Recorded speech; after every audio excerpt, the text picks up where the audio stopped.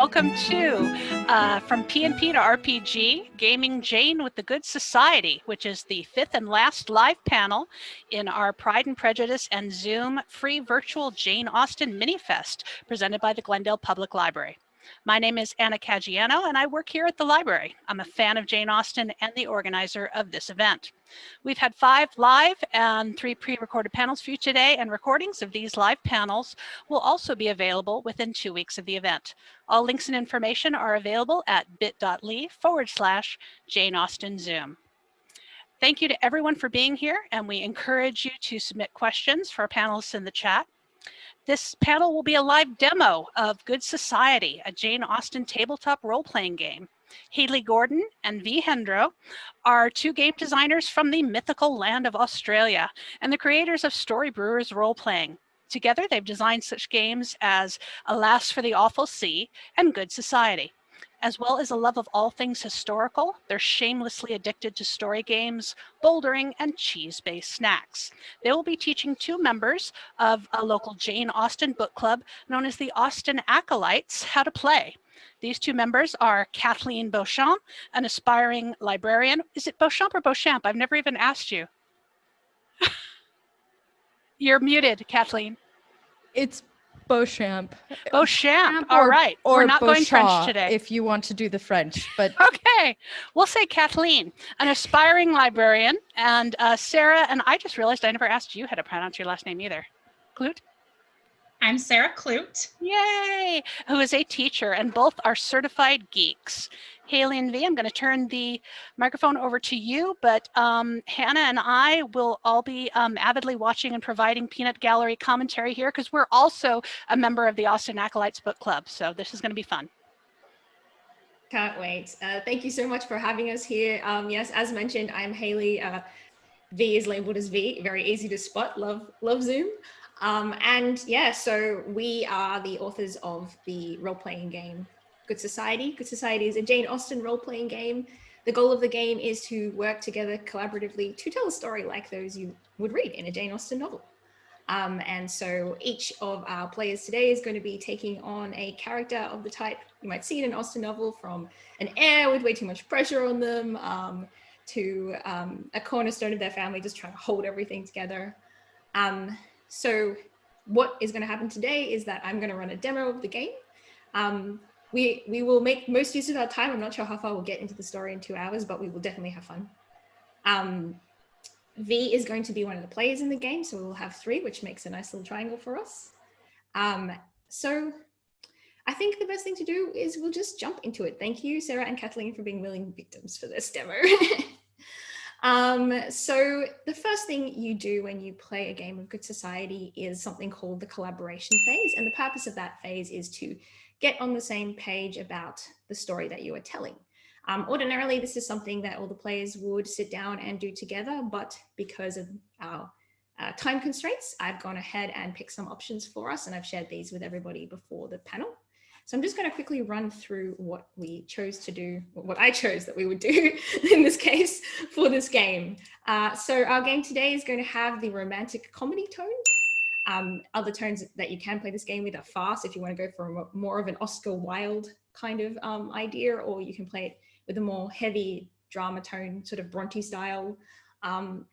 Historical accuracy will be somewhat important, which means we'll try to get it right where it counts, but we'll never stop the game to find out a historical fact. We are playing with the historical gender power balance today, so standard Regency patriarchy. You can turn that off or reverse that in this game if you want to as well.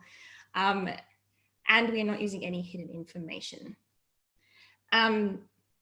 So what I would love to hear from everyone playing though, firstly, is there anything that our game should avoid, something that you don't want to see on screen, either because it's just something that doesn't, something you're not comfortable with, or something that you find boring, you're just not interested in it. And most importantly, what are you looking forward to in this game? What do you want to see? So if Sarah, Kathleen, and Vee, you could contribute those things, that would be great. Vee, I'll pick on you first, since I know you've played this game before. Yeah, absolutely. Hello, everyone. I'm Vee. Anything I don't want to see, I think we're pretty safe if we stick to the sort of Jane Austen premise of this. I'm good going into romantic places with everyone. The things I do want to see is, I mean, it probably will happen, but I love seeing strong familial relationships. So I'm super down to have at least one supercharged, close familial relationship, whether it be siblings or a parent and child kind of connection. That would be really cool. I would enjoy that. Awesome, that's great, because I do believe that one of the mandatory connections, which we'll explain when we get into the game, is a parent connection. So we will definitely have some good old school parent-child pressure. Or beautifully nice relationship where the parent yeah, just you gives know, with very all the bad love. advice. We'll find out. Kathleen, do you want to jump in next? This is going to be the first time I have ever done a role-playing game before. So I'm very excited about that. Also slightly terrified. We'll see how this goes. Could go really well or horribly, but you know.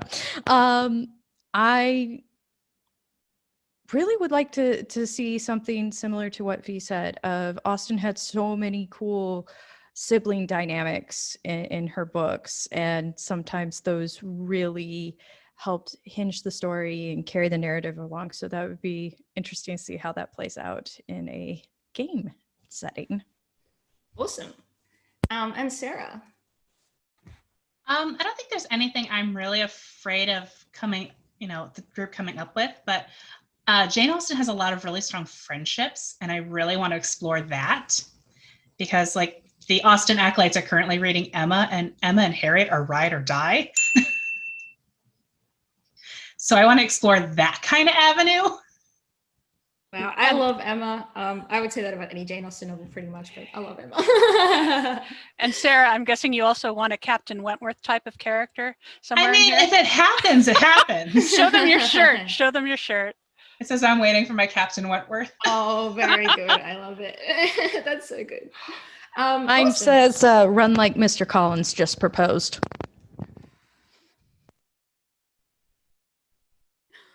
Wow, where do I get these shirts? These are amazing. Yes, so that's great. That gives us a good sense of kind of what we want to comment in our game. If we had a longer game, we would get a chance to really dig into those things, but hopefully we get to touch on them during our game today. The Good Society is a very straightforward game. If you haven't played a role-playing game before, that's just fine. Basically, the thing you need to do is commit to the bit, so to speak. And I think you'll have no problem doing that, given your experience with Austen.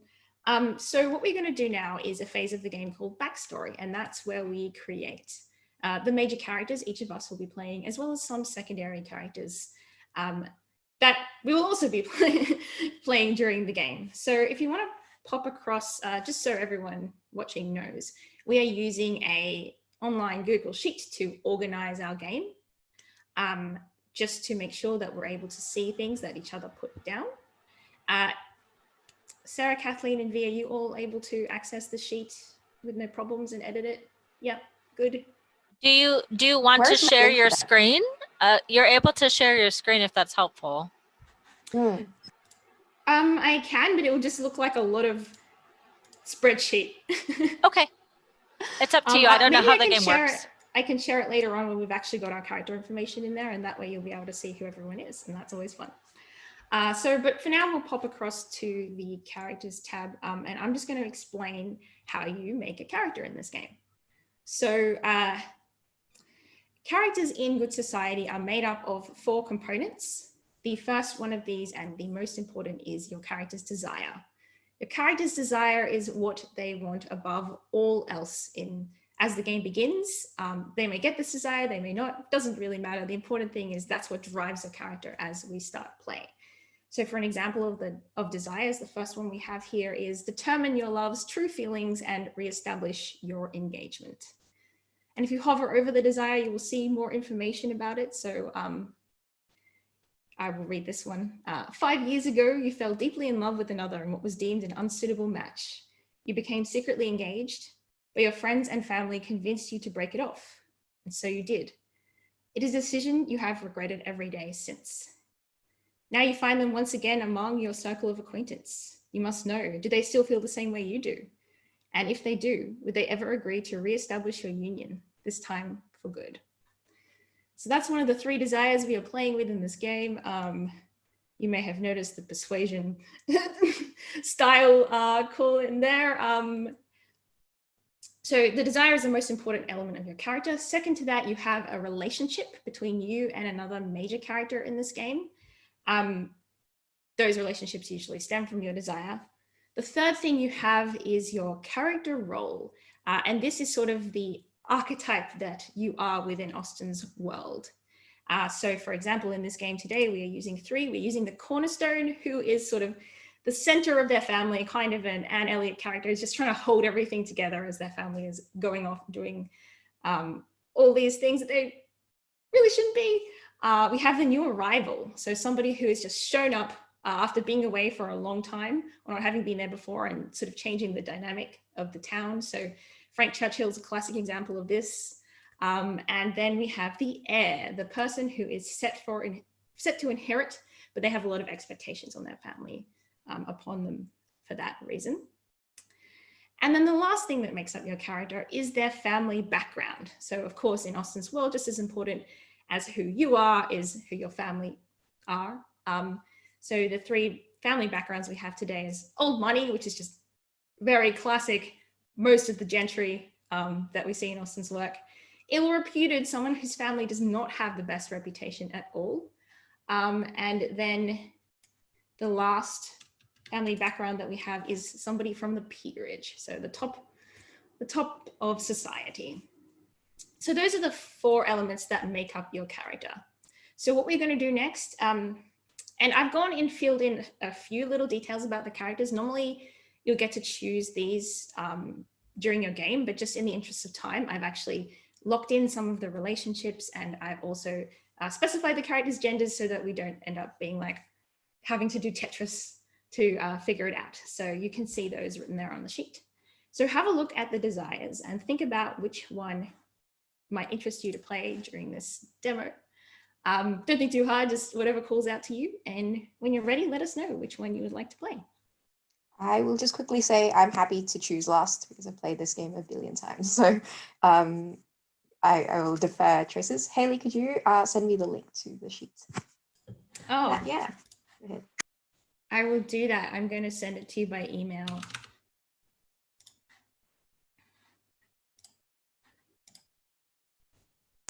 But yeah, Kathleen and Sarah, feel free to choose first if there's one that like pulls out at you.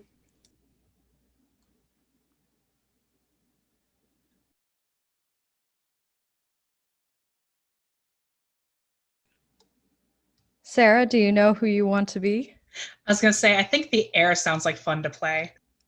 All right. I know we kind of talked about a little bit this morning, so I guess I will go with the cornerstone and hope that I can steer my family onto safer ground instead of Great.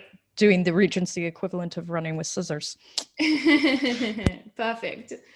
So if you just want to, you see at the top of the column, there's just a spot for you to put your name and your pronouns in there. So if you would like to go ahead and do that, V, then you will grab the middle column, so our new arrival. We've already heard the cornerstone's desire, but just so that everyone listening can know what we're playing with, I'm just going to get our other 2 characters to read their desire. So V, can you please, if you found your way onto the sheet, which it looks like you have, can you please read the desire for the new arrival? Okay, hold on. Restore my desire as the new arrival from an ill-reputed background is restore your family name and resume your place in society. Can you see the hover over text and read that, or do you need me to do that? Because I'm on my phone for that. Oh, okay. I will read it. 10 years ago, a huge scandal erupted that sent ripples of shame and outrage through the local society. Your family were the ones to blame. They fled from the area, leaving their ancestral home empty. Now you're back to restore your family's reputation and resume your place at the forefront of local society. The only problem is not everyone here is happy about it. So V, the most important thing you'll need to think about is what this scandal is that affected your family, that you are now back to rectify your reputation. And Sarah, do you want to read your desire? Sorry, I'm used to Google Meets. It's a completely different key system. All right. So as the heir from peerage, my desire says bolster your love interest reputation and then win your parents' permission to marry them. In an ideal world, one is not dependent on the permissions of one's parents to pursue their deepest and most ardent affections. But sadly, this is not an ideal world. And if you want to wed without losing that sweet inheritance, you'll need permission from mommy and daddy. And of course, pleasing them means choosing a spouse with a completely impeccable reputation. In today's world of endless gossip, this is no easy task. And I have to create a mandatory parent. Yes, we'll get to that in a bit. Okay, great. So everyone's chosen a character. So what we're going to do now is go ahead and create our characters. And the way you do this in Good Society is very simple. You'll need to pick your character's name. Your character's pronouns are already decided. Normally you pick those as well. So pick your character's name, first and last name. And then the other thing that you will need to do, if you have access to the materials that I sent you, you will find ones that correspond to your family background and to your character role of the desire set you have chosen. So if you have those in front of you, it will kind of help you see what you need to fill out. But yes, so your name, obviously. Your appearance and temperament, if you could just pop those in the section that says description and further notes about your character. And you can put any other information about your character that you would like in there as well. You know, maybe something about their background or maybe something about their appearance. Have a think about who they are, what kind of person they might be. And then the last thing you need to do is on your family background sheet, you will see a section called Initial Reputation. And you'll see some tags there, some positive tags and some negative tags. So you need to pick one positive and one negative tag that describes your character based on their family background. Does that make sense? Does anyone have any questions about that?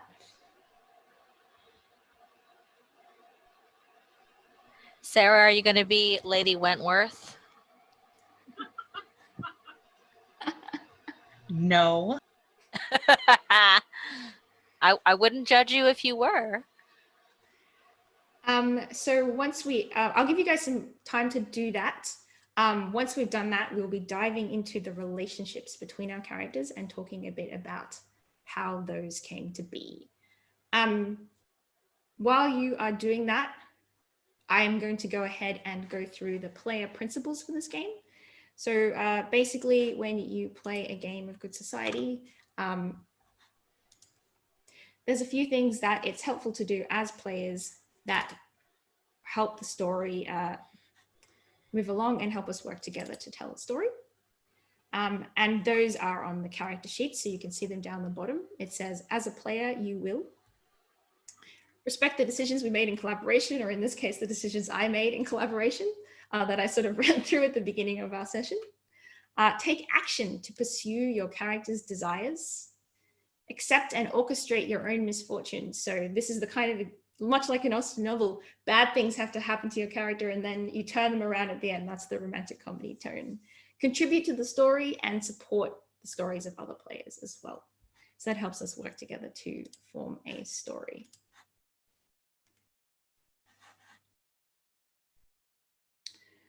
And I will also share my screen so you can see everyone creating their characters. Let me investigate how to do this.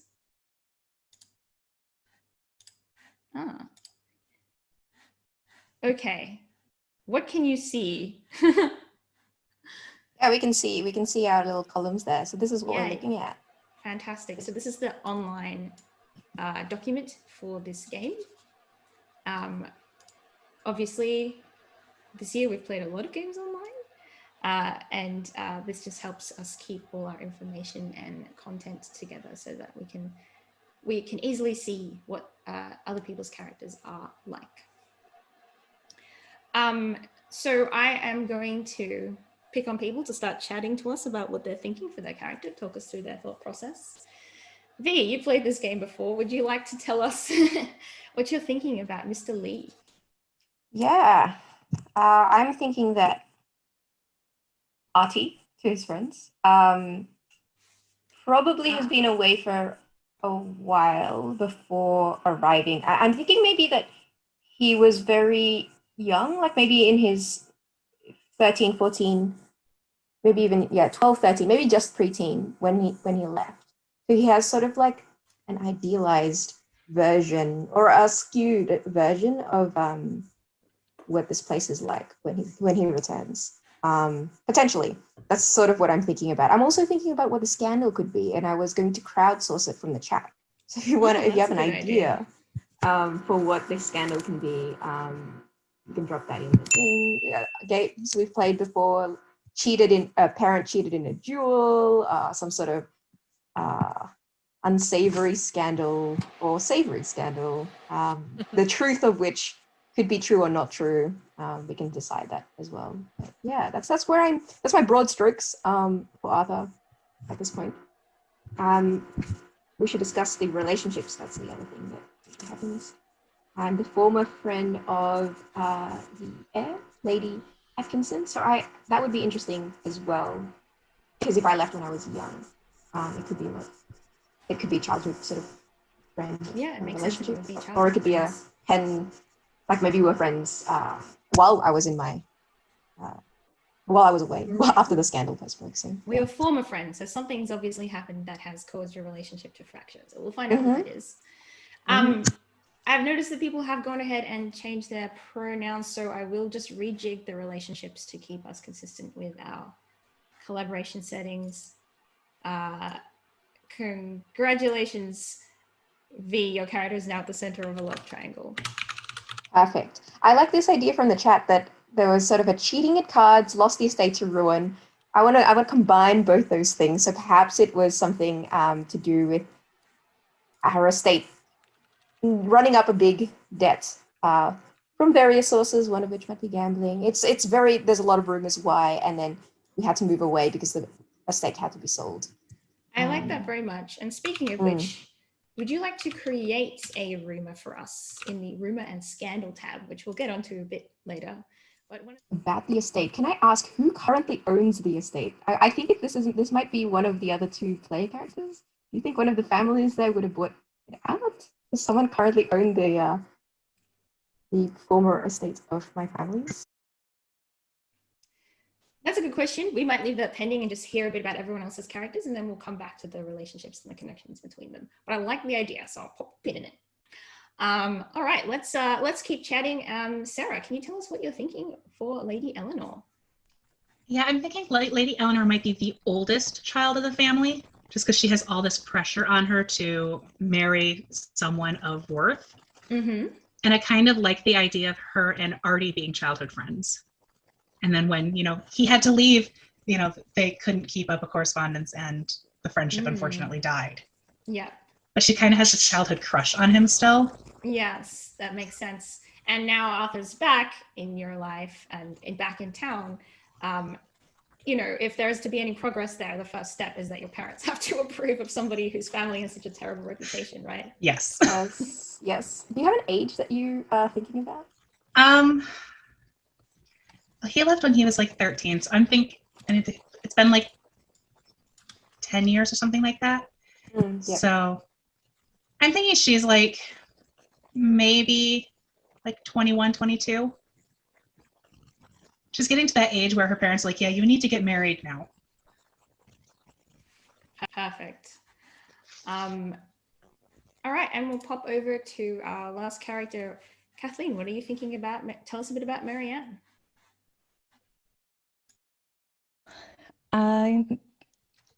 I chose the name after trying to combine two Austen characters that I like.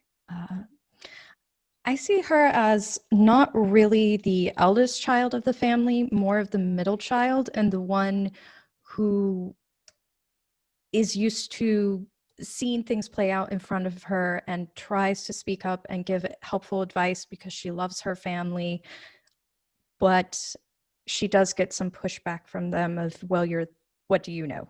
I'm thinking she is in her early 20s, perhaps 21, 22, and she can go from being a watcher to a participant, but she usually is motivated by making sure that her family's well-being is in good stead, and that she's a little bit on fire watch with some of her family members and trying to make sure that things don't mutate into an out of control inferno. Yeah, that makes sense. So let's talk about an out of control inferno for a moment. So Arthur and Marianne were secretly engaged and almost married, but Marianne called it off. What do you think happened there? But you can obviously jump in and help with this too. I could see it. I could see the engagement biting the dust one of two ways. Either her family put a great deal of pressure on her about how she couldn't do this to her elder unmarried siblings because that could be seen as blighting their chances. It could have a financial angle of, no, the big dowry has to go to your elder siblings. It can't. If we shoe out a dowry for you right now, you're going to hamper everyone's chances. And how could you be so selfish? So I could see those being the reasons, and her feeling guilt. I really love those. Yeah, I love that. And I would love it more as well if it was the timing window of that was around like because this would be later, right? Like while I was away. Yes. So we met while you were away. We were young. Yeah, well, we met when we were away, and we like fell in love and had that whole thing. And the timing of it was like just when I was deciding to come back to town. And then this happened, and you thought that probably I wouldn't show up, but I showed up anyway, and that's like where we started. Yeah, I could see it going from there, and the whole thought of, I never stopped caring, but is that care and affection still reciprocated, or has everything been lost to time? Exactly. Yes. That's perfect. I love that a lot. That's great. So I feel like that relationship is really well placed. Let's jump back for a moment to the relationship between Eleanor and Arthur. So we know already that they were childhood friends, that Eleanor still has a childhood sweetheart kind of feeling about Arthur. However, they're not friends anymore. Is that just a matter of like distance and drifting apart, or did something actually happen other than the Lee family, being the subject of so much scandal that drove them apart? Other than Marianne Price. Oh yeah, that little detail. Thank you, Vee.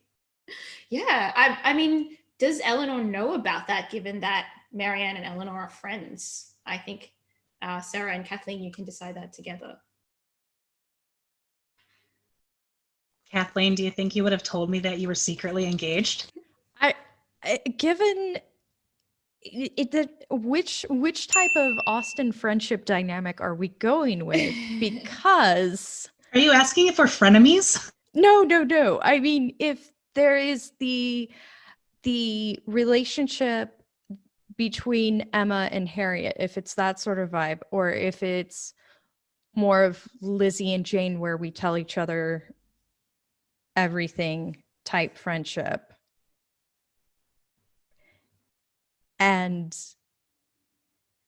in which case? Or are we more Lizzie and Charlotte who just, sit in the corner and talk crap about everybody? I mean, it could be a Lizzie Charlotte vibe, in which case I would imagine I would have told you, and I could see that either causing a bit of friction and distance, or instead the tamping down on emotions and saying, okay, if he truly has your heart, I will sit here and wish you joy and act like it's not ripping me in two.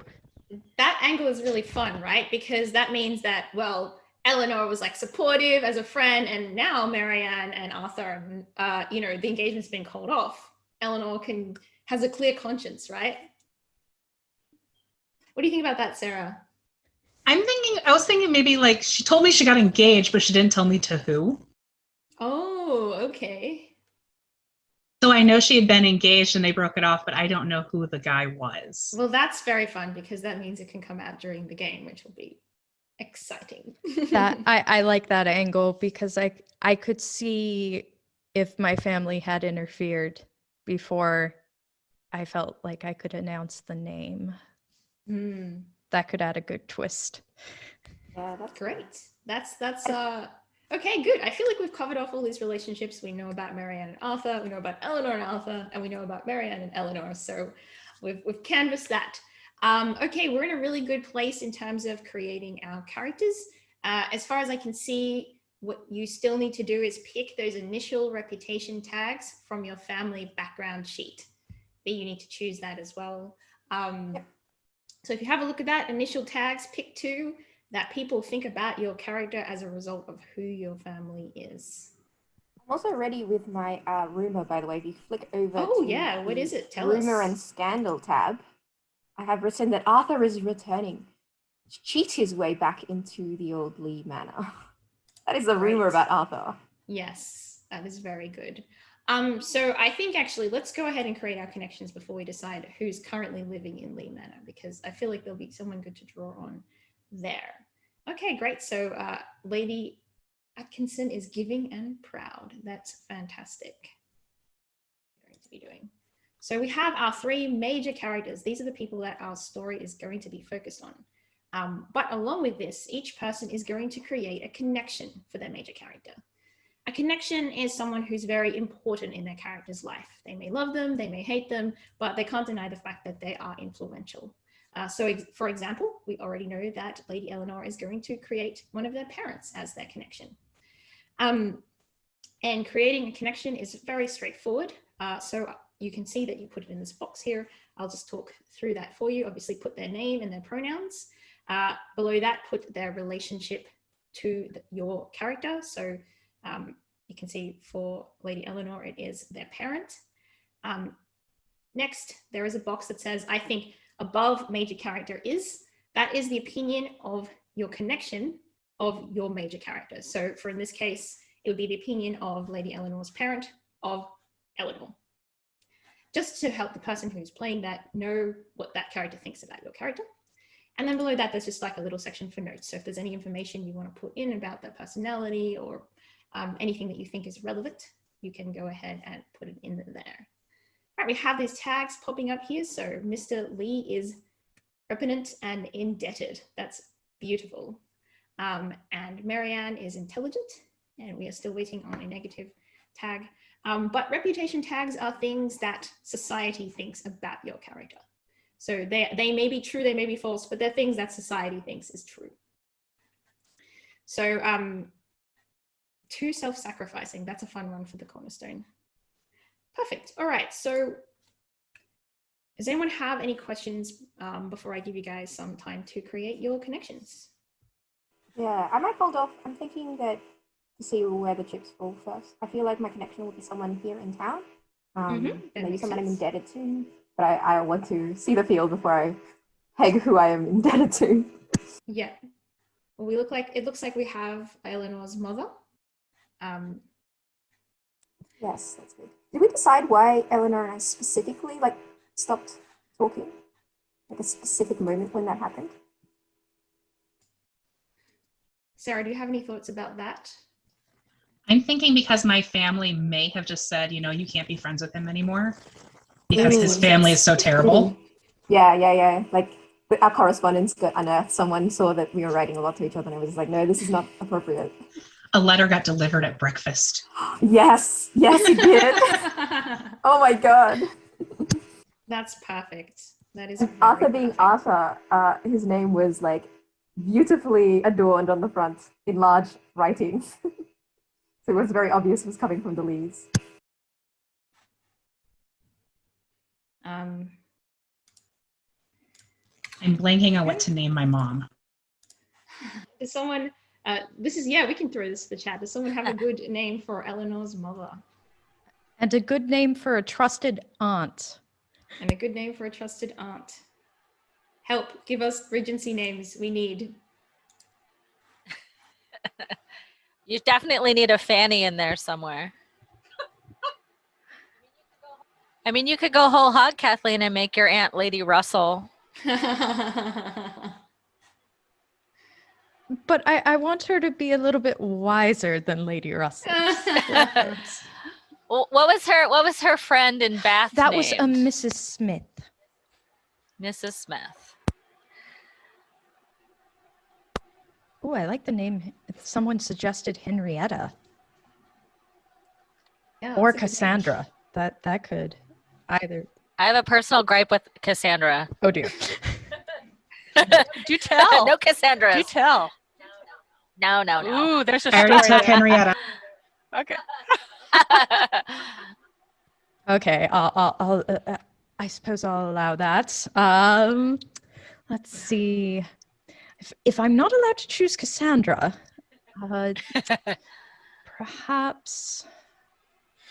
Ooh, Alethea. Okay, I think I will choose Alethea.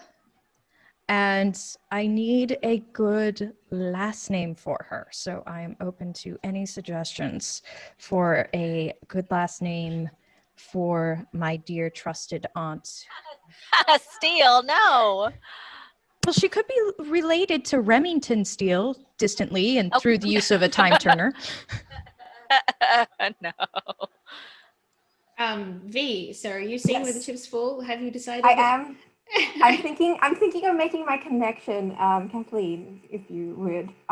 Miss Marianne Price's brother. Aha! Oh, I like that. Would that be okay? Yeah. Yes, I am totally fine with that. All right. Oh, That's I am awesome. torn. Palmer or Featherstone? I Oh, Radcliffe. Oh, how can you deny Featherstone? I mean, Think of Emerson, Kathleen. and she got me. She got me, everyone, through my love of Amelia Peabody. It will have to be Radcliffe.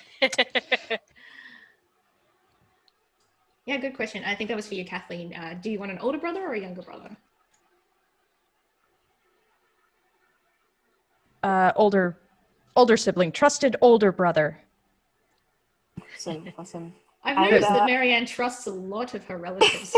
I trust my wise aunt by marriage and my wonderful older brother. It's the elder sister and perhaps younger siblings that cause me great anxiety. Good. Okay, so I think, Sarah, it looks like you have fleshed out Lady Henrietta Atkinson there. So do you want to tell us about her? Yeah, I kind of have this idea that, being that they are peerage, they are, there's these high expectations, and she's very, Eleanor, sit up straight. Eleanor, how are you? Are you sure you should be doing it that way? Eleanor, this way is much, much better. Eleanor, just all day long. She clearly loves her, but I think Eleanor gets annoyed with her mom sometimes. So, but she thinks her Very daughter's fair. extremely sweet. I love it. That's awesome. V, what are you thinking? Tell us a bit about Julius. Are you thinking that he is the person currently in the Lee estate? That would be really interesting. That I think so. I think that He's that's a maybe nice way to married? diagnose. He's married and living in the Lee estate. He is Marianne's trusted brother. He's torn between wanting the best for his sister, but the risks associated with her connection to the Lee's family name at the same time. And I think, so I've written here that he thinks Arthur is so full of cake he's dangerously sweet. Like, I think he's aware of the potential ways that Arthur's being here would be a bad thing. And obviously Julius has also heard of that rumor. So I think he's a bit cautious around. Yeah. Is Arthur staying with Julius in town? I don't think so. No, he's got his own rooms. Maybe he's rented somewhere. Yeah, either he's rented somewhere or maybe potentially. Yeah, no, I think he's probably got his own room somewhere, but no one really knows where. It's probably very modest. Yeah, keep that hidden. Very good. I like Yeah. it. for now. All right, and our last connection, Kathleen, can you tell us about your lovely aunt?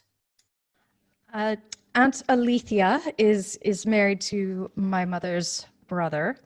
So a little bit like Elizabeth Bennet's Aunt Gardner. She is wise and has a sense of humor. She would love to see Marianne find her place in the world and is a little concerned that Marianne is putting that on hold to ensure that her siblings are not setting fire to the house and no one's doing anything untoward with the estate finances. So Aunt Alethea comes along to help give Marianne a little bit of breathing space and some assistance when Marianne can't talk to either Julius or Eleanor. I haven't quite decided yet if she is the only family member aside from Julius who did have good feelings towards the engagement and may have tried to see if she could help Marianne keep to that engagement. I'm thinking, I may decide that as the game goes on. That makes a lot of sense. So ordinarily in this game, as along with playing your major characters, you would also be stepping into the shoes of one of these connections that have been created. So you get the fun of playing someone else's overbearing mother or brother or aunt, as well as your own character. However, because this is a demo, just to keep things simple, I'm going to go ahead and play those connections for today. So we are almost ready to get started with play. There is just a few things that I want to explain about the rules before we get going. Good Society, the good thing about the rules of Good Society is that they are, you don't need to know very much up front. It's easy for me to just explain the rules as we get to the sections where they become relevant. But there are a few things you do need to know to start us off. So firstly, as you can see here, Good Society takes place in a series of phases called the cycle of play. So I will go through each of these in more detail when we get there, but just as a overarching summary, our first phase is the novel chapter phase. And that is the time for our characters to talk to each other. It could be a big event like a ball. It could be, a series of visitations, but basically that is for in-character play. The next phase is reputation, where we find out what society think about your characters as a result of their past actions. Then rumor and scandal, where we create rumor and scandal. Epistlery, which is for the writing of letters, my favorite phase of the game. And then it goes back around and we keep on going for there. So we'll see how much we get through in the time that we have. Even if we spend the whole time in a novel chapter, we'll still have fun, but we'll see how we go. So that's one thing to note. The second thing you need to know is resolve tokens. Resolve tokens are the most important mechanic of this game. So you'll note that everybody starts with 2 resolve tokens, and you can use these tokens to change the story. So if you think to yourself, wouldn't it be cool if, you can be like, hey, can I play a resolve token to do this? Examples of things you can do with them. They've been used to create a storm, so people just have to huddle under an umbrella, to have somebody be hit in the head with a cricket ball, to overhear secret information or secret rumors. So if you think, wouldn't it be cool if this happens, you can play a resolve token for that. If your token would be used in a way that would compel another character to do something or is harmful to their interests, you'll need to negotiate with the player of their character. So for example, if Eleanor wanted to find out that Marianne was engaged to Arthur, Sarah could offer Kathleen a resolve token and say, hey, I want Eleanor to find out that Marianne was engaged to Arthur. Would you accept this? And then Kathleen will have 3 options. Either say, yes, that sounds great, and take the token from Sarah. You can say, yes, but only if. So yes, but only if Eleanor keeps it private for now. And then take the token. Or if Kathleen is like, no, I'm enjoying the dramatic irony, you can also refuse the token as well. So that's how resolve tokens work. The last thing to note is you'll see this little box that says empty with a tick under it. That is your monologue token. You can play this token on another character during the game to have them immediately monologue about their thoughts and feelings at the time. So basically the world stops, we freeze, spotlight on a person, and then we jump inside their head and hear what they are thinking about. So I encourage you to use those. They're very fun, especially at a dramatic moment. Does anyone have any questions about any of that? So with that said, we are going to jump into our first novel chapter. And I feel that we should definitely start with a party of some sort. I wonder if it is maybe something held by Mr. Julius Price. Because I would like to see the Lee estate, firstly. And secondly, it feels like maybe he's the only person in town who would actually invite Arthur to a party. How do you feel about that, Vee? I feel wonderfully about that. You feel wonderfully, yes. So he is, I think he hosts a yearly gathering that is known throughout town. Everyone knows that he has it at this time of year. Everyone's got it in their calendar long before it comes to pass. And everyone in town who should want to come is invited, including, of course, the Atkinson family, which is sort of like a punching upwards invitation. Like, wouldn't it be great if they attended? Naturally, they're invited. Whether they will come, we'll find out. So I think I'm interested in opening with Arthur, maybe coming a little bit early to the party to talk to Julius before things get rolling. What do you think about that, Vee? I love that. I think, can it be springtime? Yes, it's springtime. Excellent.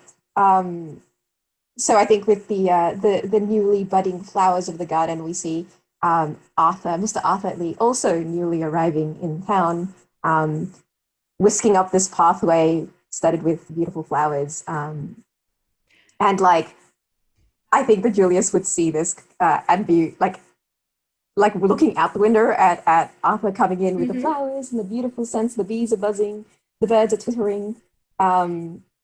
Yes, and Arthur is looking up at the house he grew up in. Yeah, so tell us a little bit about the Lee estate. What's the overall impression and what does Arthur sort of miss most about it? I think it is a grand estate. It has beautiful gardens. It's one of the things that stayed with Arthur. And like the house itself is quite, I would say like austere, but let's go with flamboyant, because the house is flamboyant and it almost has to shout that loudly to keep up with the springtime garden. Oh, yes, of course. Yes, with a different feel in wintertime, but in springtime, there's like a raucousness to the estate, which is why the party's in spring. Yeah, probably. And based on your description, I'm kind of imagining it's a garden party. So that as Arthur is walking up the driveway, you can see servants rushing back and forth, holding tables and cloth coverings and various things as Arthur makes his way down. I think one thing that Arthur does do is like he looks behind a particular tree in like on the corner of the estate to see if the name he carved into it is still there, and finds that it is not there anymore. It's obviously many years and grown over.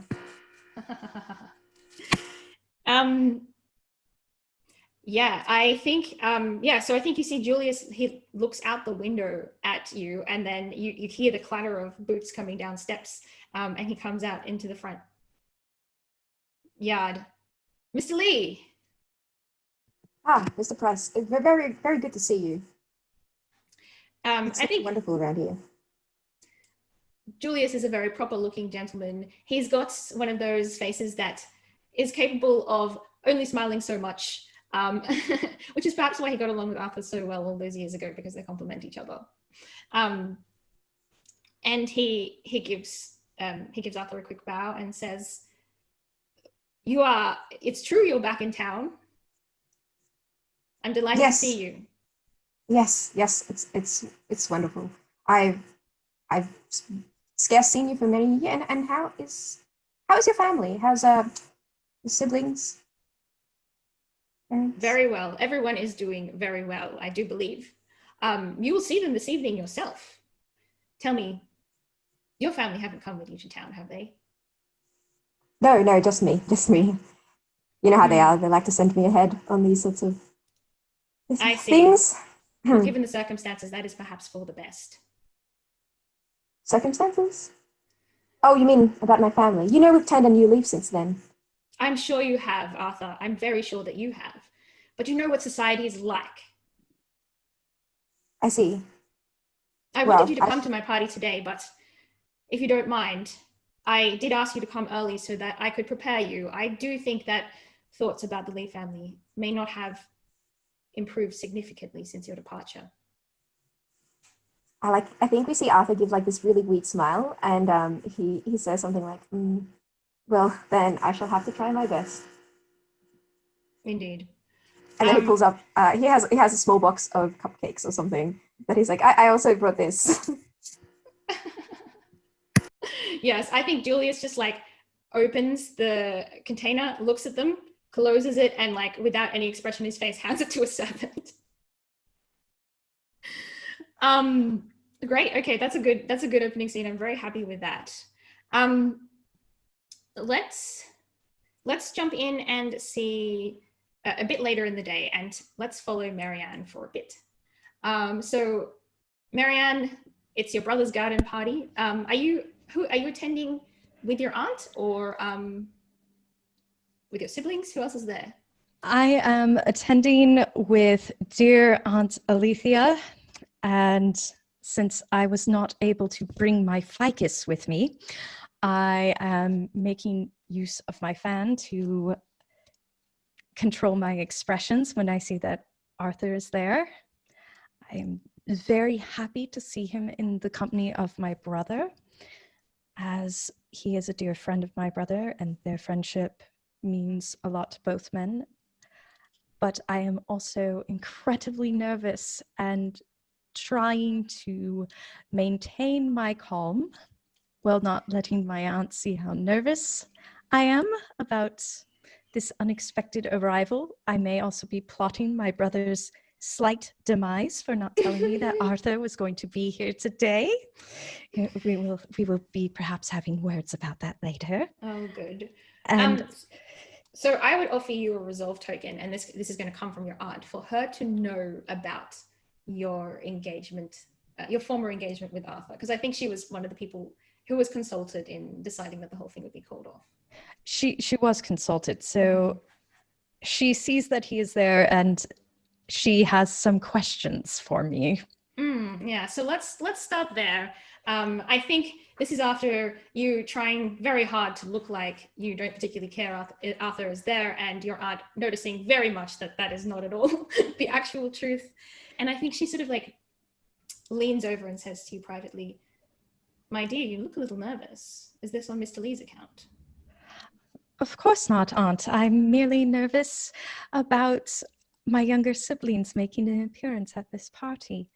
Although I do confess I am very much in awe of Mr. Lee's composure, given that this party is occurring at his former family estate. But no, I am not nervous at all, Aunt. Yes, it was a little ironic of Julius, although I suppose that's what one might expect of your brother. He does try to help people, Aunt, and he felt that he could offer the Lee family the best price to help them start over, but we mustn't be discussing such matters here. It seems a little awkward, perhaps? Perhaps that is so, but you know it is only a matter of time before they come over. True, that is so. Oh dear, I do believe they are coming this way, but oh, I think I see Eleanor arriving. I should go and greet her. It has been a while since our last talk. That's a perfect opportunity for us to move across to Eleanor arriving. What's her vibe on this day, and is she there with anyone else? I think that I got a personal letter from Mary Ann begging me to come to this party when she found out what her brother did. So I, in turn, put my foot down in my family and said, no, I'm going to this party. It's hilarious. I love it. Maybe my parents said, yes, but you have to take your brother with you. Like, he's like 18, 19. You have to take him with you because we don't trust them. Those Lees, we don't trust them.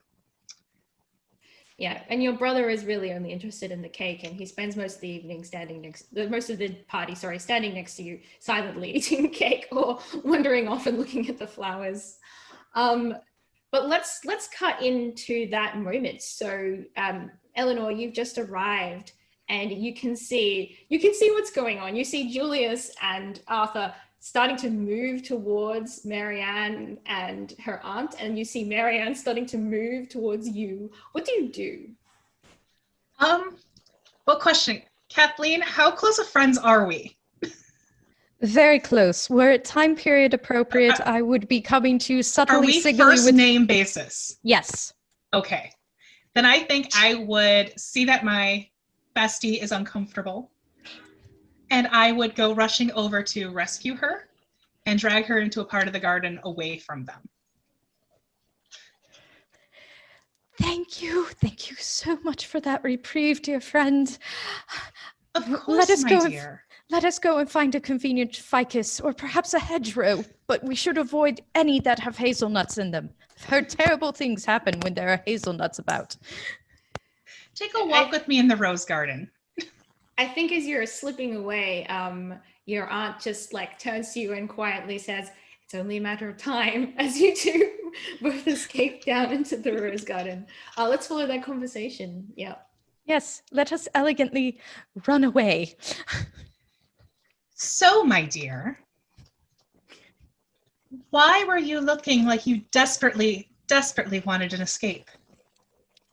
You know that I am a bit anxious in social situations. That's part of why I make sure to bring a potted plant with me wherever I go, so that way I can hide behind it. But yes, but normally you find yourself a little corner and you stay away from people. This was you were actively looking for an escape route. True, and normally I do not want to escape from the company of my dear older brother. That's usually something that only happens when my younger siblings are about. Speaking of Julius. Yes? Who was that with him? I haven't seen him around before. Oh, surely you remember Mr. Arthur Lee? I was sure that he had known of you, or that you knew, your family knew his, back in, I do believe it was, didn't you say you knew each other when you were children? That was Mr. Arthur Lee? Yes. He's changed so much from that 13-year-old boy I knew. That does happen. One does tend to grow a bit taller as one ages. Vee, I want... Except for Anna, me. It didn't happen for me. All the cake and the question. cookies, straight up. Question about Arthur. Mm-hmm. Does he have a particular physical trait? Ooh. Like, as a kid, he had big ears. No, he has a little scar above his eyebrow when you were young and he was showing you how to climb trees and fell, yashing himself, and you had to help him. Maybe, or not. Maybe that's when I fell in love with him. Concussions and gravity will exactly, do that. Yes, it's concussions. Definitely had concussion for the next 2 days. Well, yes, he's definitely gotten older, but he's definitely grown into that scar. It looks so dashing. The scar, how did you, it's so faint. One can... Well, didn't I ever tell you this story? No, I don't believe you have, my dear. Oh, it was a terrible event. He was climbing a tree and he fell and I had to help him. You helped him? Was he bleeding? You generally don't like bloodshed. Well, my dear, when it's your close childhood friend, you'll do anything. That is true. Goodness knows you've helped me bury enough bodies. I mean, we have certainly been there for one another in trying situations over the years. But I yes, I would probably offer a result token here about, is Eleanor a little too, I mean, you're close friends. Can you read Eleanor at this point, I guess? I am noticing that she does seem to be peering around me to catch a glimpse of him. So I think I feel, yeah, the result token would go to, I guess, Haley, I guess you would say this, I'm stepping into the facilitator thing, but Sarah, No, would go you ahead. consent to this token being played? Like, I guess the token would go to you because it's your feelings being, So just to make it very clear, Yes. you're offering a token to Sarah for Yes. Marianne to notice Eleanor's Yes. feelings towards Arthur. yes. I love how this game gets, but yes. I think I understood that. Yes, I think we're close friends, and she would definitely notice when I'm interested. Perfect. So yeah, I'll accept that token. So let's see Marianne's reaction to that realization. I don't think I've ever seen you this interested in a new arrival since that, oh, what was his name? Mr. Collins appeared in the neighborhood and all of us had to find attics to hide in for about a period of 2 months. Well, I mean, it's so rare that we have someone who was once part of our community come back. I mean, most people either stay or they stay away. That is true. Perhaps it has something to do with the swamp near the entrance to town. We lose so many people to that swamp every year. It's rather mysterious. All right, I'm gonna cut in there. I think we will move on from this conversation, although I am enjoying it, and we will sort of stay out of the farce space because we have got the romantic comedy tone for our game today. So we'll just ease off a little bit on mysterious swamps, I think. But yes, so let's move on a bit further in the party. The inevitable is going to happen. V, which one of these ladies is Mr. Price going to reintroduce you to first?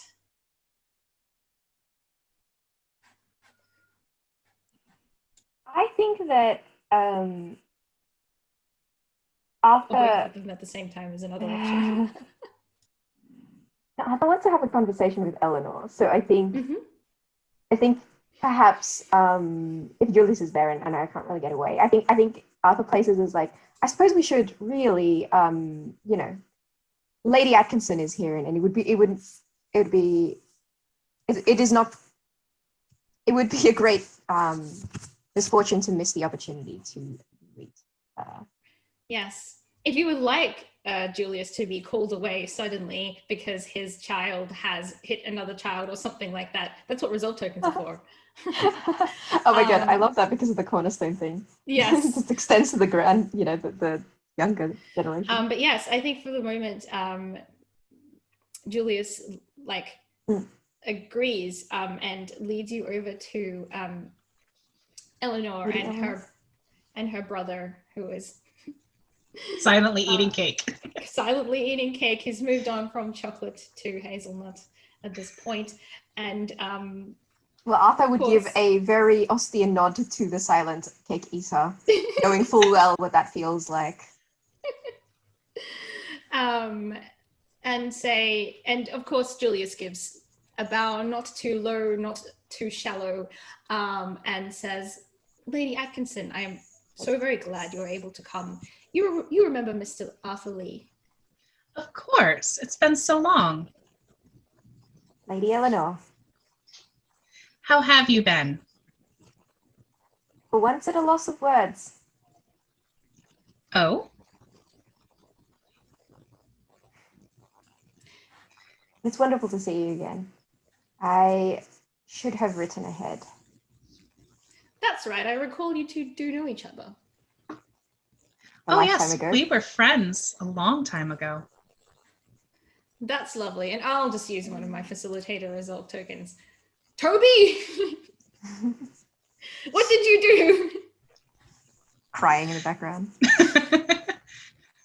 Yeah, if you please excuse me, and Mr. Price makes a swift exit. Your brother has gone to the other side of the table to see if there's any more flavors of cake and is now a long distance away from you. There's like this awkward, I guess it's an awkward silence. And then Arthur says, I never did receive a reply.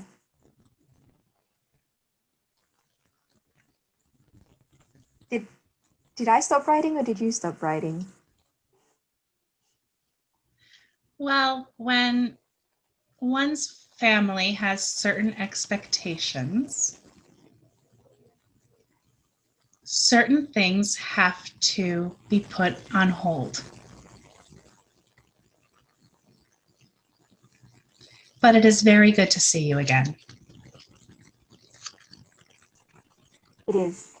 And I, for one, am glad that we can speak in person and not only through correspondence. If it's of any help to the Atkinsons to know, we have turned a new leaf, and I'm here to make something of myself again. Are you going to be in town long? Oh, perhaps. I've only got the place I'm staying at just for a week or two. So we'll see beyond then. I'm not sure if I would be able to stay beyond that point, and it's very difficult to find a place to stay in town, and there's like 5 other reasons that Arthur is giving me, kind of a fishing expedition of sorts. So it's quite difficult. I do hope to see you around more often. Oh, yes. Well, perhaps while in town, while I'm here, we can work things out. Perhaps Julius would let me stay in his house. Ha ha ha ha ha. Perhaps, or somewhere else. I'll find a way to stay. Great. I think we'll leave that scene there, as lovely as that was. And I think that's actually where we'll wrap up our novel chapter, so that we have a chance to go forward and see some of the other phases of the game. That was very dramatic. Thank you all. I love our love triangle, and I love our siblings. So we are going to move on now to reputation. So for the reputation phase, you will need your family background sheet. And you will notice on your sheet that there are a section for positive reputation criteria and a section for negative reputation criteria. So have a look there and see whether you think your character met any of the positive or negative criteria, or it can be both. Some of these are shared across family backgrounds, other ones are specific or unique to your family background. And if you think there is one that does describe your character during our last novel chapter, shout out and let us know. Otherwise, if you feel like none of them really do and your reputation didn't change, you can let us know that as well. Vee, picking on you again to start us off. Yeah, I'm just reading these sheets. So for all listening, the kind of criteria that there are is, so you get a positive tag if you acted in the service of duty or morality in a way that compromises your desires, or acted in obedience to society's conventions, that sort of thing. And the negative would be the opposite. I'm not sure that I've done specifically enough to do one way or another yet. So, but I mean, yeah, no, I don't think so. I think I'm staying neutral for this novel chapter. I don't think that Arthur came away unscathed, but didn't make any particular progress towards restoring his family's reputation. Yep, good. exactly. Laid the groundwork, maybe. Yes, but, exactly. More That's to a good come idea. in that sense. Mm-hmm. Yep. How about you, Sarah? What do you think for Eleanor? I mean, looking at these, I definitely acted in a way that society expected me to, where I saw a close friend was uncomfortable and removed them from the situation. Mm-hmm. Yeah. But at the same time, I kind of staked a claim. That's true.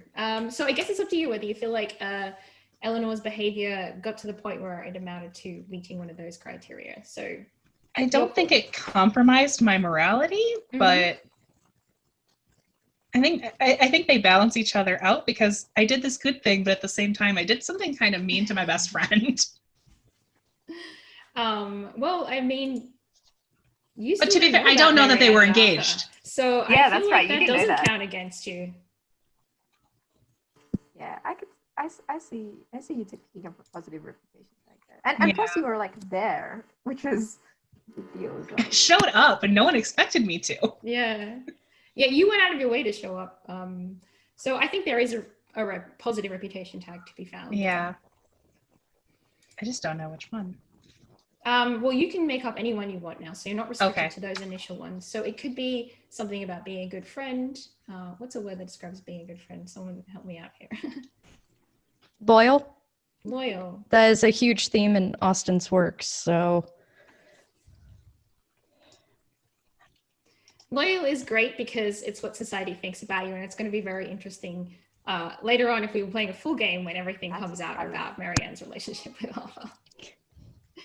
What do you think about that one, Sarah? I like that one. I'll just pop that in. Let's go over to Marianne. What are you thinking for Marianne?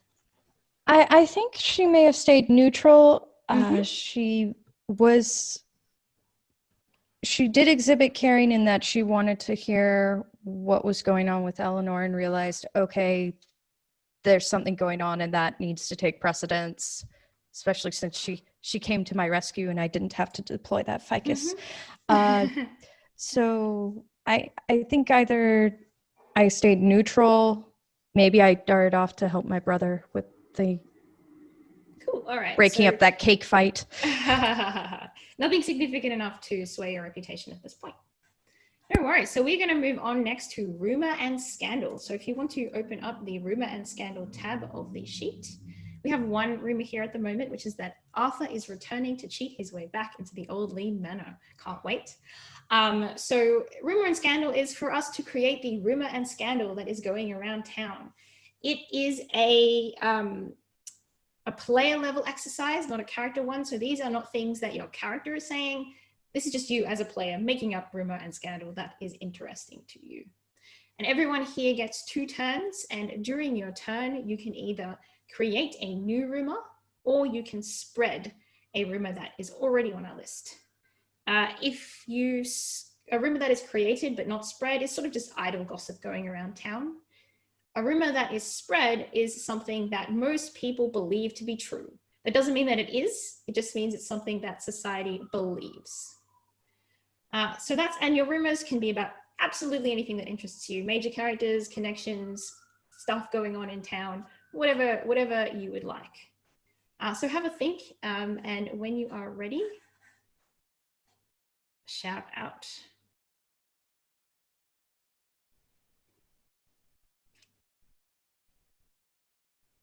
I have a rumor, and it is about the Price family is gaining self-evidently very influential these days because Lady Eleanor came to the party.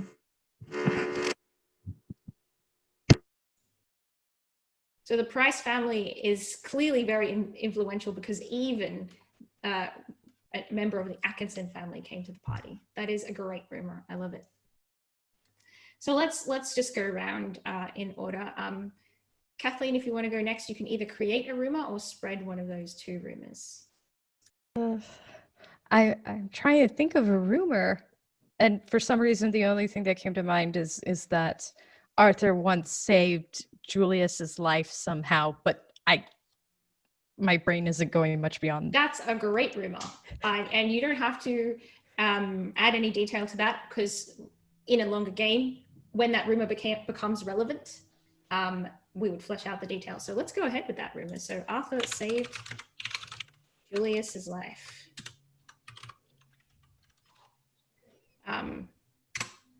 Thanks, great one. Sarah, your turn. You can either create a new rumor or spread one of our existing rumors. I think I want to spread the one about the Price family. Very good. That's a fun one. So we'll go back through V. Back to you. I really want to spread the one about Arthur returning to cheat his way back into the Lee Manor because I specifically want to both the other player characters to have heard that.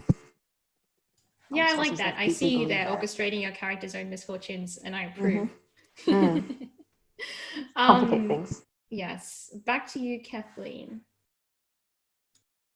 Okay, I think I'm going to let the rumors, let them alone for right now. Just Yeah. because I could see some of them perhaps causing harm if I spread them. So I think I will just. All right. Yeah, since we're playing a shorter game, it doesn't matter as much if we don't get as many on the table, so that's totally fine. Back to you, Sarah. I want to start a rumor that Julius's son in this cake fight hit some old matriarchal woman in the back of the head with cake.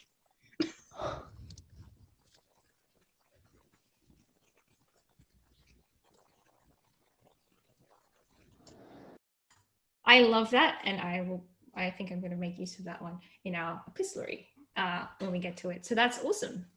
Okay, so those are our rumors. We have two that society believes. Arthur is returning to cheat his way back into the old Lee Manor, and the Price family is evidently very influential these days. Even Lady Eleanor came to their party.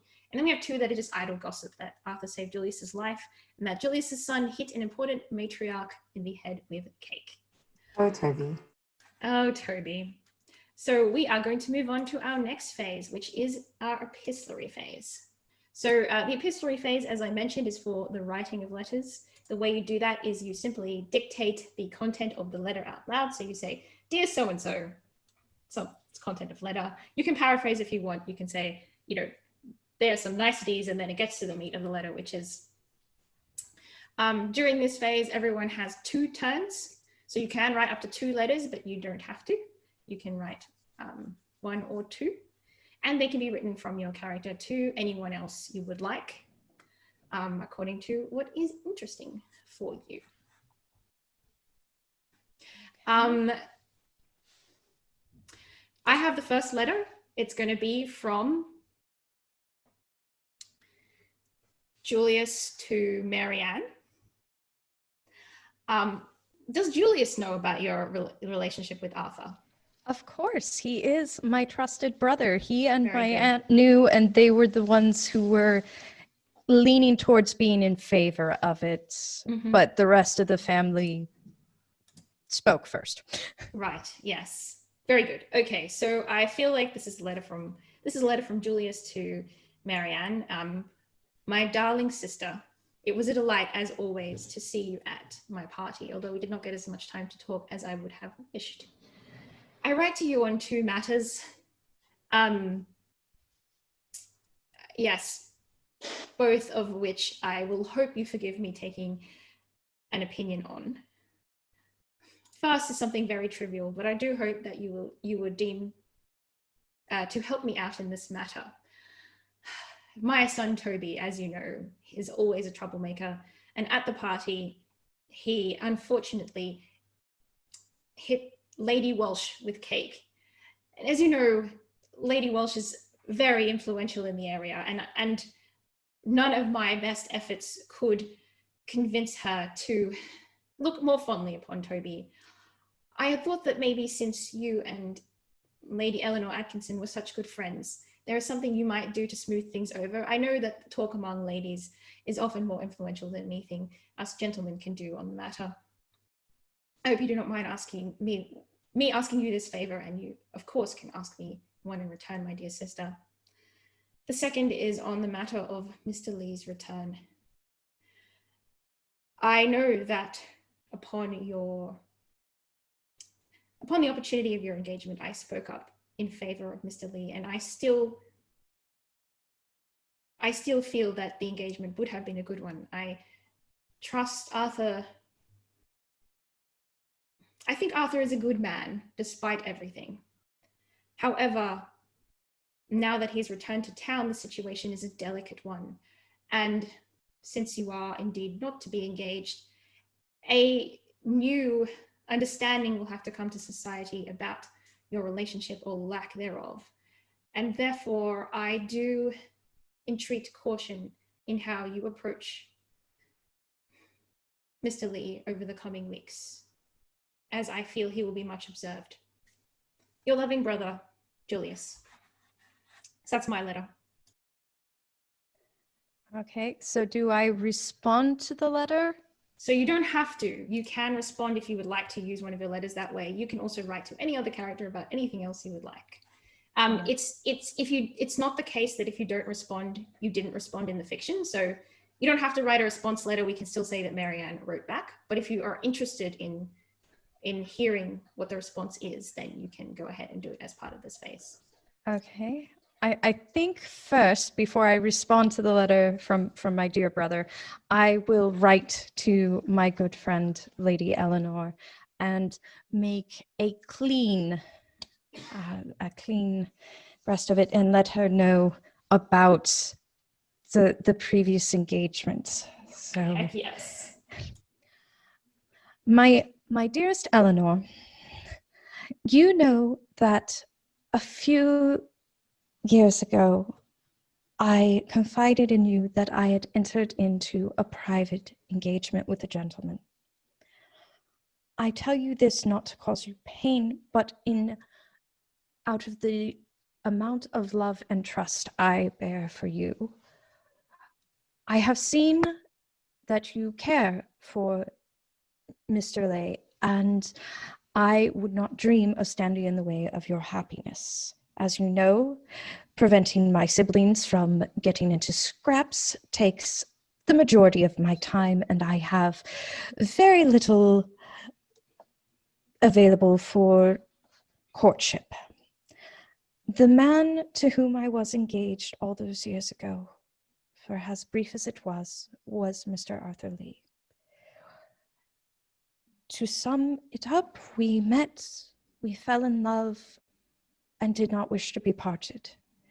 Howsoever, you are aware that my family is greatly concerned with Lillian's prospects, as she is the eldest daughter, and even though she has been quite discriminatory in her choices amongst suitors and has yet to decide on one, the family thought it to be in her best interest that us younger siblings did not bar the way of our elders in pursuit of happiness. Again, I tell you this not to be a stumbling block to you, dear friend, but rather to let you know all, so you can make the best decision for your happiness from there. Yours in love and friendship, Marianne Price. That was an amazing letter, and I would love to hear a monologue of what Eleanor is thinking as she finishes reading that.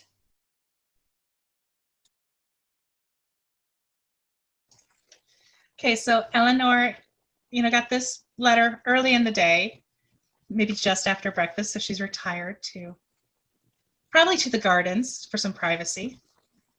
And she's read this letter and,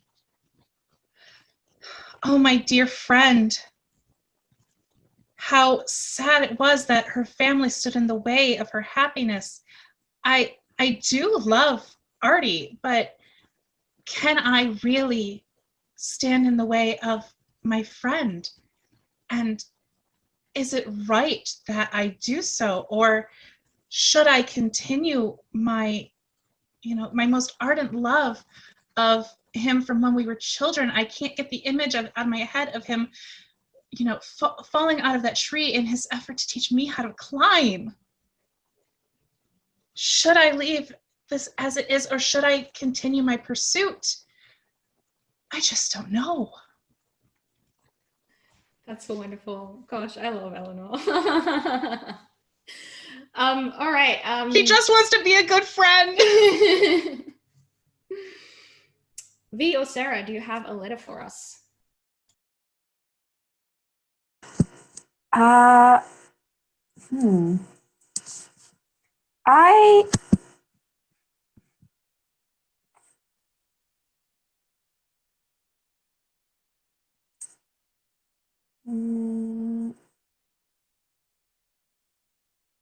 need a moment to think about what letters I want to write. No worries. Sarah, do you have one in mind? I think Eleanor is going to write a very short note to Julius, just thanking him for the invitation to the garden party. Dear Mr. Price. Thank you ever so much for your invitation to your garden party. My brother and I greatly enjoyed ourselves at your lovely home, and my brother wishes to pass along his compliments on the cake. Yours, Lady Eleanor Atkinson.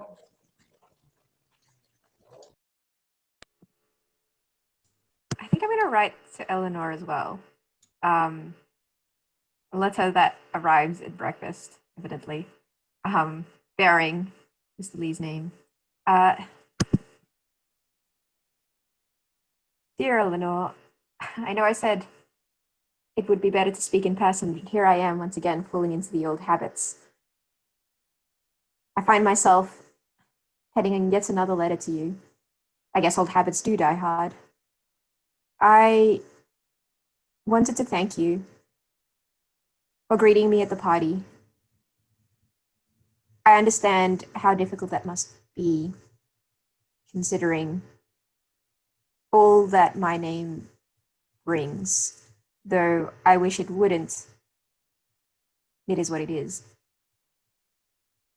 So I hold a great amount of gratitude for you, for the small actions, like saying hello. If you are available, I would very much like to see you again. Perhaps afternoon tea, or a ride, or a walk around the countryside. Yours, Artie, I think. I think when we see him writing it, there's like a pause, and then he does write that.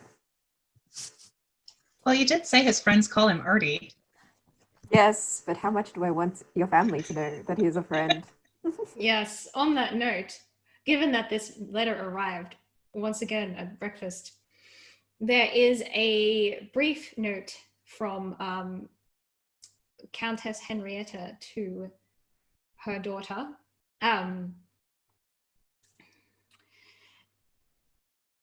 My dear Eleanor, we must speak at length, but until such a chance should avail us, I send you this note. I notice you in receipt of Mr. Lee's correspondence, not even 1 full week since he has arrived back in town. I do love you, my darling, but we have talked about this. We talked about this previously, and I do not think we should need to say more on the conversation. Things, as a family that holds great weight and influence in the area, we must think the utmost about our conduct. And I know that you feel the same way. So please think carefully upon how you conduct yourself next. Your mother. Does anyone else have a second letter? Yes. My second letter is to Julius. Dear Mr. Price, I couldn't help it, but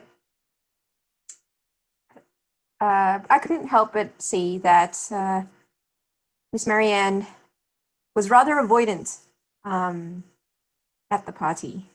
I understand with our history things are awkward, so please do pass along my regrets to her and reassure her, please, for me that I shall not intrude in her life while I am here,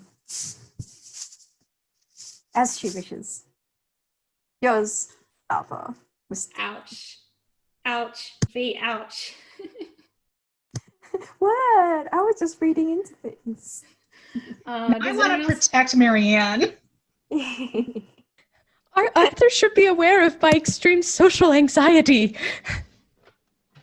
Oh yeah, he's being mean. He's definitely. He's what is a it, little like bit a upset double bluffing? about it being broken up. Oh, he's double bluffing. Wow. Yeah, it's a bit. Well, he's a little bit upset. He's being passive aggressive a little bit. I see that. Yeah, Kathleen, do you have a second letter? I think it will be in response to my brother's letter.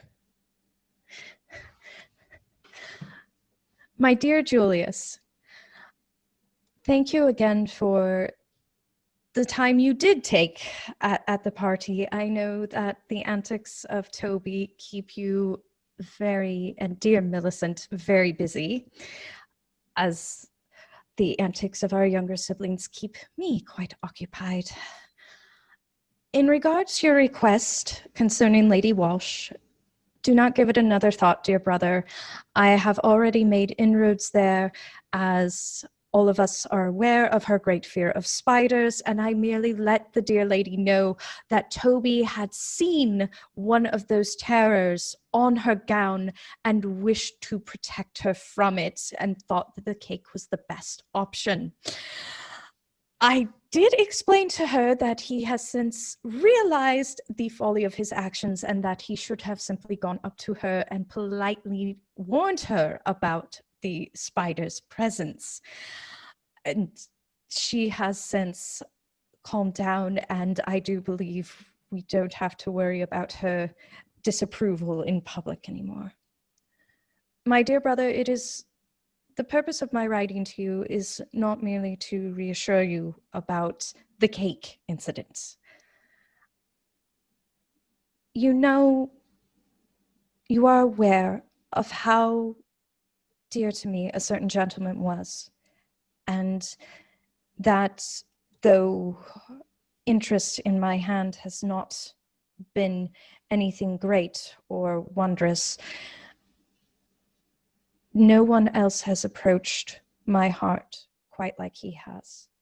I am aware that I failed you both, you as a sister and him as a friend, in that I let my fears get the better of me and looked for the nearest exit. If you could please extend my apologies to him and well wishes for the health of his family, and let him know that I bear him no ill will, and nor does he need to worry about me saying anything to deter his friendship with my dear friend, Lady Eleanor. Should you have any need of me in the future, dear brother, of course, let me know. Please keep me advised on how Millicent is doing at this joyous time, and how Toby's lessons are getting on with his governess. Love, your sister, Marianne. That's wonderful. Sarah, did you have a second letter? I don't think so, because I need to process some emotions. This is very true. Okay, so that would bring us to the end of the epistolary phase. However, unfortunately, we only have so much time today, so I think that is going to be where we wrap up our game. But you can see that if we had time to keep going, we would have we've got some lovely tension between the characters. I would have loved to see Countess Henrietta and Eleanor talk together. And of course, more love triangle action. Yeah, I really enjoyed that. You guys are amazing. That was some Austen magic, so thank you very much for playing. Who would Arthur have chosen doing this? I really was not sure if Arthur in the full game turns out to be an actual scoundrel and both Marianne and Eleanor find out and kick him out of town, like run him out of town. That could have happened as well. I wasn't sure.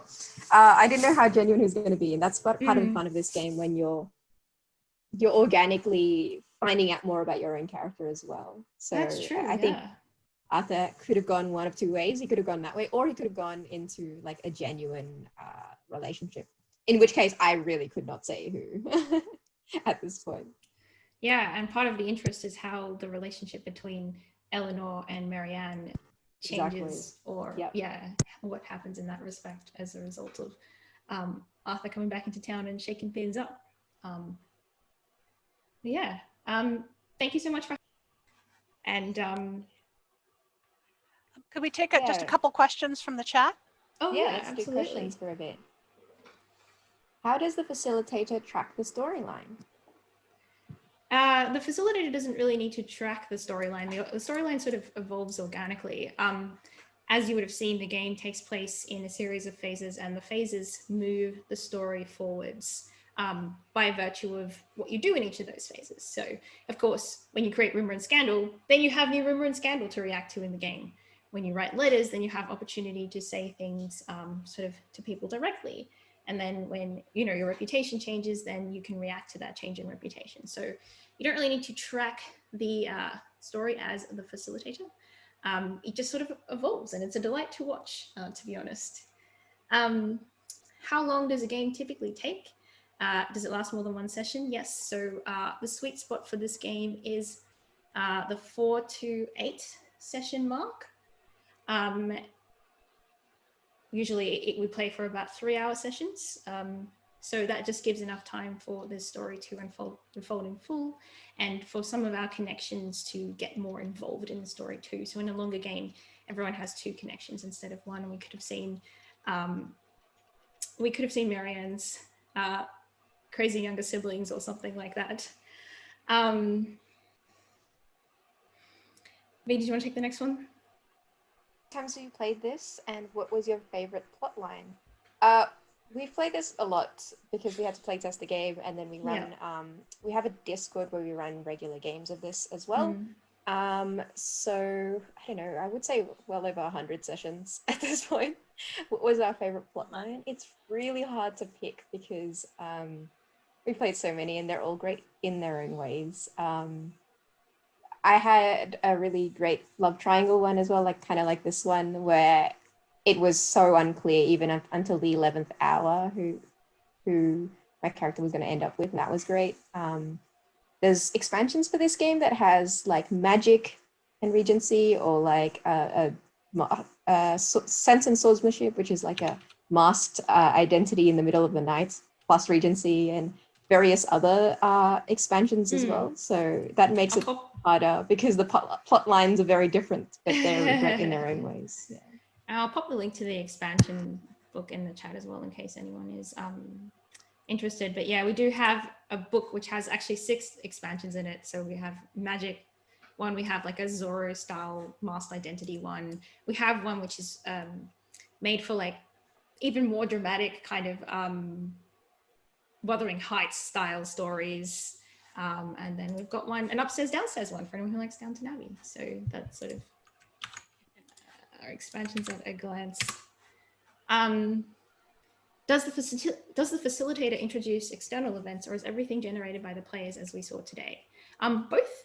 So the facilitator in this game doesn't have any more power than any of the players, but they are an equal participant in the story. So they have as much contribution towards the events of the story as everybody else does. And the facilitator also has resolve tokens, which they can use to influence events in the same way everyone else can. So it's really about collaboration and telling a story together.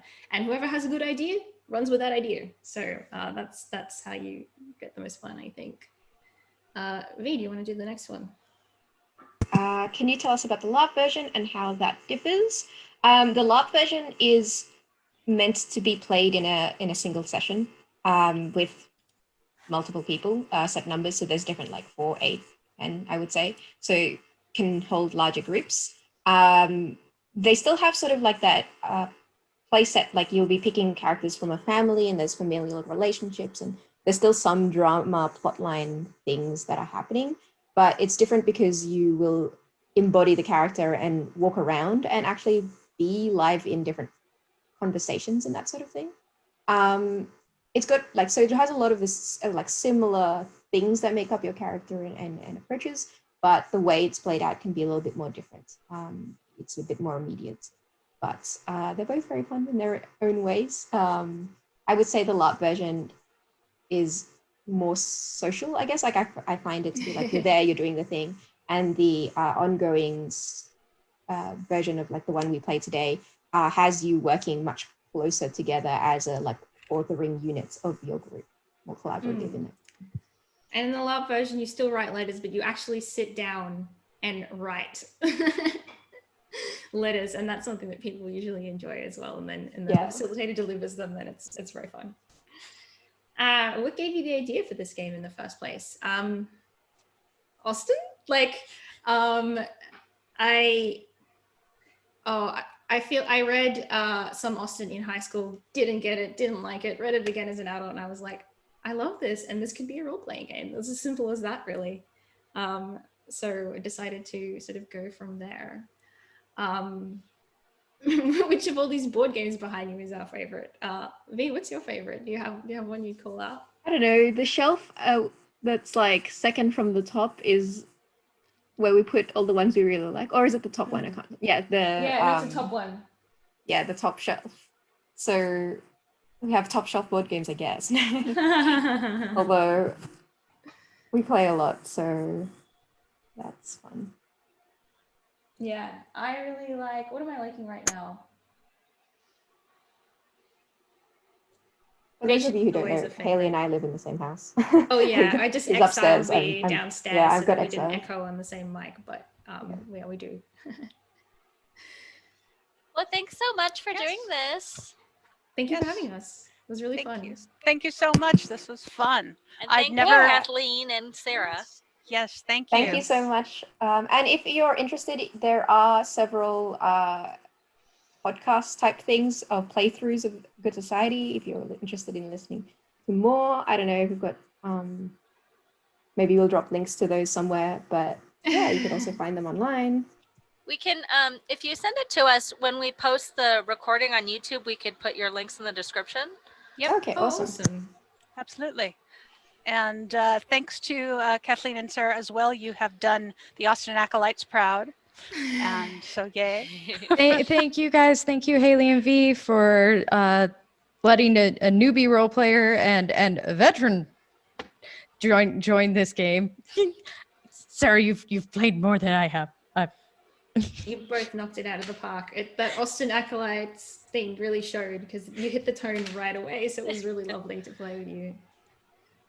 Thank you And- so much for letting us play with you guys. It was great. Yes, thank you. And I hope everyone here, if you've attended other panels, you enjoyed the whole day. We really appreciate you coming to Pride and Prejudice and Zoom, this free Jane Austen mini fest. And you know, the recordings will be available hopefully within about 2 weeks. There are already some pre-recorded events available, and the page to go to is bit.ly/Jane Austen Zoom.